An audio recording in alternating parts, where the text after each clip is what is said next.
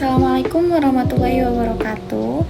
Hai teman-teman semua, saya Syala Nabila Arafa Fuzi dengan NIM 23501911035 ingin mempresentasikan materi mengenai konsep dasar dan aplikasi spektrofotometri UV visible untuk identifikasi senyawa organik. Disimak ya teman-teman. Baik teman-teman, di sini ada prinsip metode spektrofotometri UV visible. Yang pertama, analisis fotometri berdasarkan absorpsi energi cahaya oleh molekul-molekul pada daerah sinar UV dan juga sinar tampak. Lalu, grafik hasil pengukuran molekul dengan spektrofotometri UV visible disebut spektrum UV visible atau kurva absorpsi radiasi UV visible. Kemudian, adapun senyawa yang dapat dianalisis oleh metode spektrofotometri UV visible. Yang pertama, senyawa yang memiliki gugus kromofor, yaitu bagian molekul yang dapat menyerap cahaya UV visible. Contohnya, ikatan pi pada pi aksen dan N pada pi aksen serta sistem terkonjugasi. Yang kedua, senyawa yang memiliki gugus ausokrom, yaitu senyawa organik dengan gugus ikatan rangkap, aromatik, atau atom O atau N yang memiliki elektron bebas. Contohnya, zat aktif pada paracetamol dapat dianalisis menggunakan spektrofotometri UV visible dan untuk identifikasi dan juga kuantifikasi. Lalu tingkat energi molekul. Yang pertama, ada orbital sigma yang dimana ikatan antar atom yang simetris terhadap sumbu internuklear. Ikatan jenuh pada suatu molekul yang tidak mempunyai atom dengan pasangan elektron bebas dibentuk oleh orbital O. Contohnya, ikatan karbon-karbon tunggal dalam alkan. Lalu yang kedua, itu ada orbital pi yang dimana terbentuk dari tumpang tindih samping atau bisa dikatakan side by side orbital p. Ditemukan pada ikatan rangkap 2 atau 3. Transisi elektronik pi pada pi aksen terjadi di daerah UV visible paling sering diamati. Contohnya sebagai berikut terlampir. Selanjutnya yang ketiga itu ada orbital n, yang dimana orbital n itu non-ikatan yang berisi pasangan elektron bebas. Contoh dari orbital n itu ada O, N dengan one pair. Pada elektron di orbital n itu bisa tereksitasi ke pi aksen atau sigma aksen. Contohnya pada orbital n itu terlampir. Selanjutnya, adapun faktor-faktor yang mempengaruhi pergeseran panjang gelombang pada daerah UV visible. Yang pertama, ada konjugasi. Semakin panjang rantai konjugasi, maka energi transisi lebih kecil. Lambda max bergeser ke panjang gelombang lebih besar, yaitu yang disebut batochromix.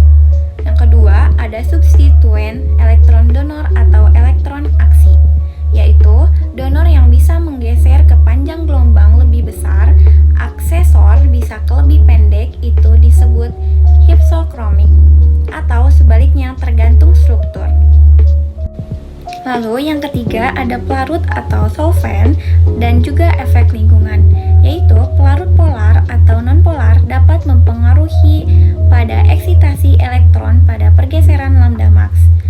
Yang keempat itu ada pH atau ionisasi molekul, yaitu jika molekul bisa diionisasi maka struktur berubah dan juga perubahan transisi elektronik pada pergeseran.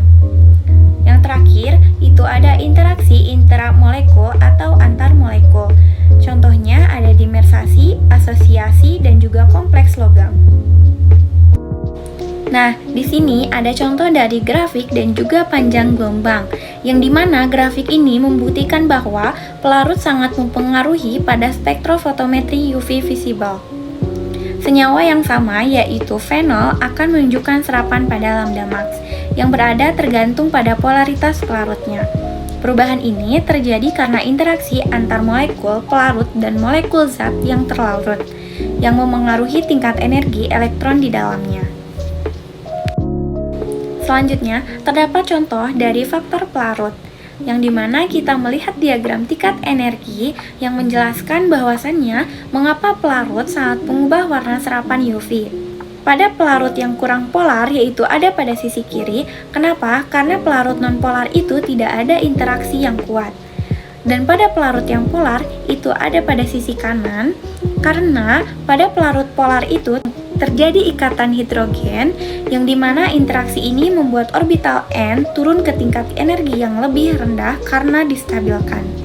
Karena dari orbital N itu turun banyak, namun pada pi aksen turun itu sedikit, celah energi total antara N dan pi aksen itu menjadi lebih sempit.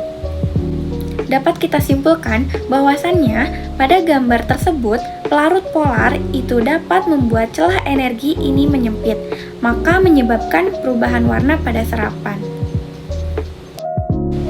Kemudian ada juga instrumentasi spektrofotometri UV visible beserta fungsinya. Nah, yang pertama itu ada sumber cahaya, yang dimana itu light source. Nah, bagian ini menghasilkan cahaya, biasanya menggunakan lampu deuterium itu untuk sinar UV dan juga lampu tungsten untuk sinar tampak. Selanjutnya, yang kedua, itu ada sample solution atau kuvet atau larutan sampel, yang dimana bagian ini berisi larutan sampel. Nah, cahaya akan melewati sampel dan juga energinya akan diserap oleh molekul zat aktif. Selanjutnya, yang ketiga, itu ada kolimeter atau lensa, yang dimana lensa ini berfungsi untuk membuat cahaya dari sumber menjadi sejajar sebelum masuk ke bagian berikutnya. Selanjutnya, yang keempat, itu ada monokromator atau prisma dan juga grating. Monokromator tersebut berfungsi untuk memisahkan cahaya putih menjadi berbagai panjang gelombang. Lalu, hanya satu saja panjang gelombang yang dipilih. Kemudian, ada pun analisis kualitatif dan juga kuantitatif dengan metode spektrofotometri UV visible. Pada prinsip analisis kualitatif, yaitu yang pertama, menggunakan spektrum absorbansi untuk mengenali senyawa melalui lambda max, karakteristik dan juga pola puncak. Contohnya, spektrum bisa memberikan sidik jari molekul. Lalu yang kedua, menentukan bentuk spektrum lambda max dengan cara membandingkan sampel dan juga baku pembanding. Lalu, pada prinsip analisis kuantitatif berdasarkan hukum Lambert-Beer, yang dimana rumus tersebut adalah A sama dengan epsilon dikali B dikali C. Keterangannya, A itu adalah absorban atau serapan, epsilon itu adalah absorptivitas molar, dan juga B adalah panjang sel yang dilalui oleh cahaya atau sentimeter, dan juga ada C yaitu konsentrasi. Nah, adapun kelebihan dan juga kekurangan pada metode spektrofotometri UV visible. Kelebihannya yang pertama, itu mudah dipakai dan juga cepat, relatif murah dibanding dengan teknik lainnya. Yang kedua, non-destruktif terhadap sampel di banyak kasus. Yang ketiga, dapat digunakan untuk analisis kualitatif dan juga kuantitatif. Lalu yang terakhir, itu umumnya persiapan sampel yang sederhana. Adapun beberapa kekurangan pada metode spektrofotometri UV visible. Yang pertama, sensitivitas dan selektivitas bisa terbatas. Yang kedua, kebutuhan akan blank dan juga kalibrasi yang tepat kesalahan akan muncul pada stray light atau cahaya yang bocor, atau juga bisa jadi dari kuvet yang tidak bersih. Lalu, yang ketiga, tidak semua senyawa memiliki chromophore yang bisa menyerap UV visible. Dan juga tidak bisa dianalisis dengan mudah menggunakan metode ini. Lalu yang terakhir, pada matriks sampel yang kompleks bisa menimbulkan kebisingan atau pengaruh latar yang besar. Baik, demikian presentasi yang dapat saya sampaikan. Mohon maaf bila terdapat banyak kesalahan. Wabillahi taufiq wal hidayah. Wassalamualaikum warahmatullahi wabarakatuh. Terima kasih.